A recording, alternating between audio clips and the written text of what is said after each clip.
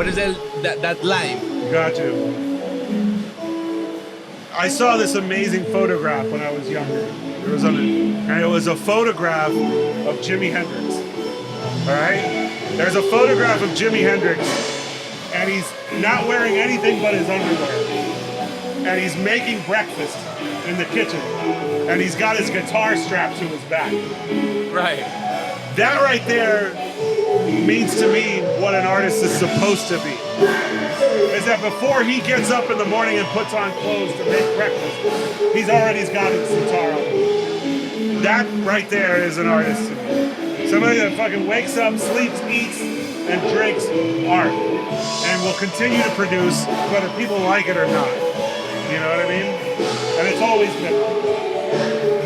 I don't believe that art should be something that people fall back on. You know what I mean? Like, art isn't like a scapegoat.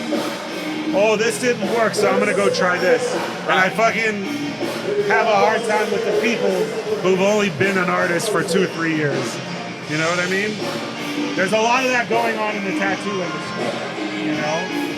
And even from the beginning with tattooing for me, I've always struggled with that medium because it's the only medium wherein it's acceptable, and not only that, it's you're encouraged to make your art look like everybody else's. And I've always hated that about tattooing. If you're not self-expressing in your own art, then I don't know that you're really creating art. You know what I mean? Yeah. I think it's a commercial art sometimes for me, tattooing. But I don't think that's where your art should begin and stop. If there's not some form of like a process of working through, and you know, there's some kind of like self-discovery in it, then I don't know that you're creating art, you know. You're like a printing press. Yeah. We're producing pictures. You need the whole process to create art. Exactly, for sure. And that still is dangerous because once you do it, it's still going to mean something else to somebody else, you know. So it's not even yours. You have to be selfless with art. Yeah, you can make it about you, but in the end, not everybody's going to know or see that it's about you. You know what I mean? Because once you've created it and you put it out there, it doesn't belong to you anymore. It belongs to, you know, whoever else sees it or is moved by it, you know? And that is I've never really changed my mind about that. You know what I mean? That's why graffiti, I think, really works for me, you know? Most of the shit that you see on my Instagram, I didn't get paid for that, you know? In fact, on this trip right here, I didn't make money on this trip, but I would make this trip 24 times and lose money every time because I love the experience of it. I love the idea of painting with you artists. I love the idea of them seeing my shit, discussing it. It's a spraycation, we call it, you know, spraycation, you know, and I will do that every day until I can't do it anymore, you know, because it's me, it's mine. Those are wise words. Those are wise words. Thanks, man. Thank you. Yeah, I mean, I sit around and think about this shit way too much now.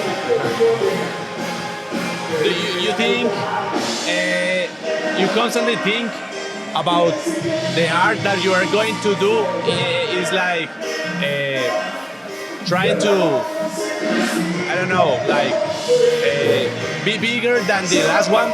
Like, do I try to outdo myself? When you do a piece and it's like this popular or this good, or I don't know, whatever the description of success is with a painting, when you are going to do another one, you're expecting like to be that, or you don't expect nothing. I definitely beef with myself. Yeah. Like rappers beef with each other.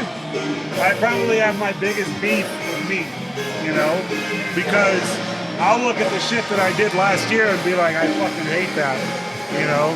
And yeah, I'm always gonna try to outdo myself. You know? So yeah, I mean, my biggest critic is me, you know. So yeah, I mean, I think that's how everyone should be, you know.